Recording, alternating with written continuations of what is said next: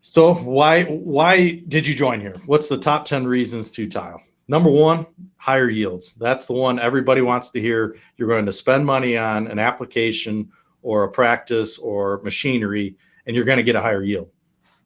You're going to see throughout my presentation, I'm very conservative about what that percentage is, but on average, it's about 30%. That's across the board. Sometimes you're 100% because you've never even planted those particular acres. But when I'm going through the presentation, I'm hovering right around the 18 to 20% just to be conservative. But on our own ground, we've never really seen anything below 20%. So keep that in mind when we're starting to talk about ROI, those types of things. I remember, I'm going to throw this in real quick, Michael. But yeah. We tiled a field for a landlord, past 6-7 years. And it's 44 acres. And it's one of those weird fields. We could always plant 44 acres, but you always harvested 40. There was always this 3 to 4 acre spot that in the end, it just wouldn't grow anything. And we ended up doing a pattern tile on that entire field. And I'll never forget the first year that the landlord came out there and was looking right in the combine.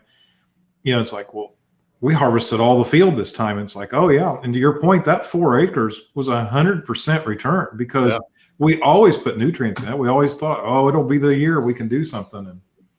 And of course, the rest of the field is up 20, 22%, something like that. But my gosh, that throws into the 30% range for the whole field. Exactly. And to be honest with you, you're going to hear this a lot when you're talking about the drainage industry. Well, my wet holes moved. And what they mean by that is we have 120 acres, for example. We tiled 80 of it. And the 40 we left alone was the highest producing 40 acres out of that 120. Well, this harvest season, that 80 we did outproduced that 40. So essentially that wet hole moved. So we're going to talk to that landlord and because that we're a tenant on, and we're going to talk them into that 40, and then that's going to bump that right back up. And we've got 120 high producing acres at that point. Yeah.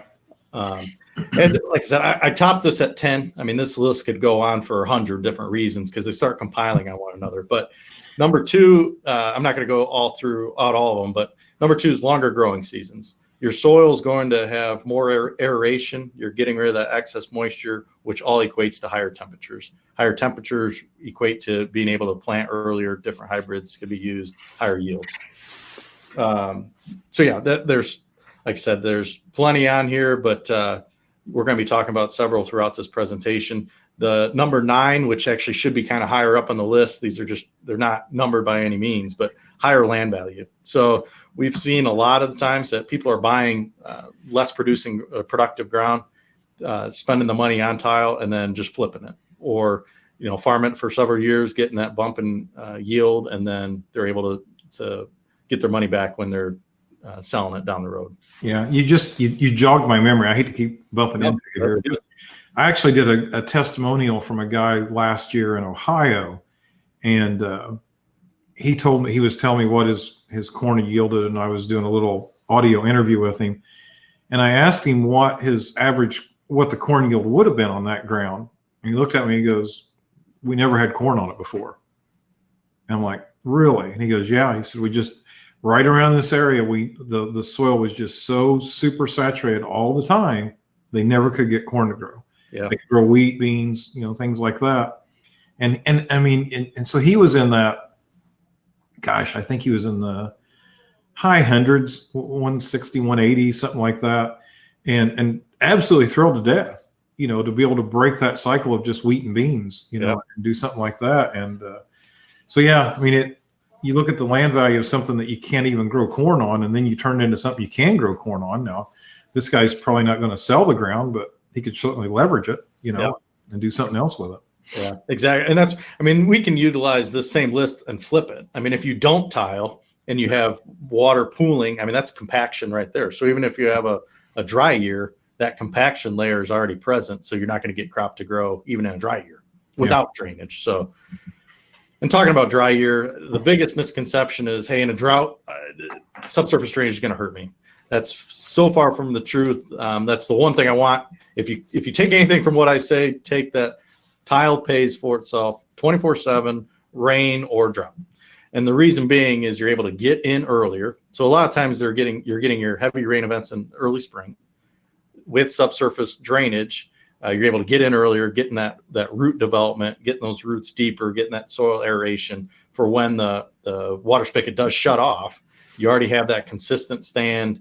The crop's growing very well. Those roots are deep where that water is, and all those things compile in a drought year. And like I said, this is before subsurface drainage. This would be what it looked like after subsurface drainage in a drought year. So even in a drought year, there was a 27% increase in that yield. And Joe, I actually stole this slide from you because I believe this was either your neighbor or your own ground. So you can attest that this is true. I mean, I'm not just throwing maps up here. Yeah. So it's not mine. It's a neighbor. And and the big takeaway here is I use this slide on some live field events that we do. And I got challenged earlier this summer. I was doing this, and the guy's like, well, yeah, but maybe it was just a better year for corn. And I said, yeah, you're right. It could have been a better year. We all understand that as growers. There's good years and bad years. But I just flipped it right back. And I'm like, but is this slide, is this ever better than that? And it's not. You evened out the yield. You got it all to turn the same color. Obviously, you got a little bit of end-row compactions there going on. We're all going to fight that, but the big thing is you just even that yield out. And I think this slide, again, it's not mine. It is a neighbor. They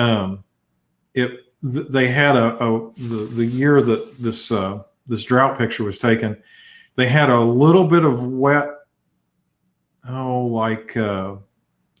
early May. It was wet. And then it was 2012, and it was just dry the rest of the year. Still was, evened out the field, did better than the ground that wasn't tiled. We've actually got another slide later, I think, in my presentation that shows a piece of the field they didn't get tiled and what it looks like. Yeah, it's impressive, even in 2012. Yep. Yield maps in general show where you need to be putting in drainage. Mm-hmm. I mean, a yield map's going to show even if your spacing's too wide, and then you'll have to go and split because you're going to see that fluctuation. But, so that's the history of SoilMax right there. You kind of stole my thunder, but the guy that started SoilMax actually built software that did yield mapping back in the 80s and 90s, and he just kept seeing so many yield maps from his customers. And the problem was always, what's causing this? What's caused this? Wet ground, wet ground, wet ground. He's like, I need to get out of this and sell this to somebody else. I'm going to start building plows. Yeah. That's what he did. That was the start of SoilMax back in '97. So everybody asks, okay, what's the ROI? I mean, I'm going to invest all my money instead of purchasing ground, purchasing different machinery. Why should I purchase a tile plow, and why should I invest in my ground with drainage? So I've got several different examples here. Do you still have me, Joe? My connection kind of flipped. Yeah. Oh, yeah. We're still good. Sorry about that. No. So as you can see here, there's different scenarios. So from the left to the right, the years actually get better in your favor. So what changes that? So let's start at the 7-year. You got 30-foot spacing, 4-inch pipe. When I made this slide, the current market conditions were actually like a $3.50 corn. Don't take the current market conditions slide. I mean, that 7 years probably actually like a 6 or 5.5 now, just with the commodity prices. So, yeah. And like I said, with that 20% yield bump, that's a very conservative number. But as you move from left to right, when you widen that spacing out, if your soil type allows that, it's less material. So the overall job's going to go down.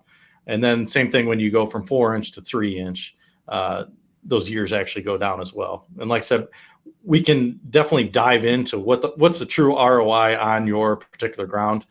Just talk to your SoilMax territory manager, or the dealer, and you talk through it. This is how many acres I want to do. This is what my current yield is. This is my troublesome spots. This is what's going to happen to my yield afterwards with current commodity prices, and go from there. So. Yeah, we've got a nice calculator that we can give our dealers or our territory managers. Got it with them all the time. That we can put in the price of the ADS pipe, we can put in the price of the plow and the technology that you need on your farm, and kind of work up a plan and show them exactly what that ROI looks like. Yeah, we don't guarantee the crop price, for the next 6 years, but we can right. estimate it.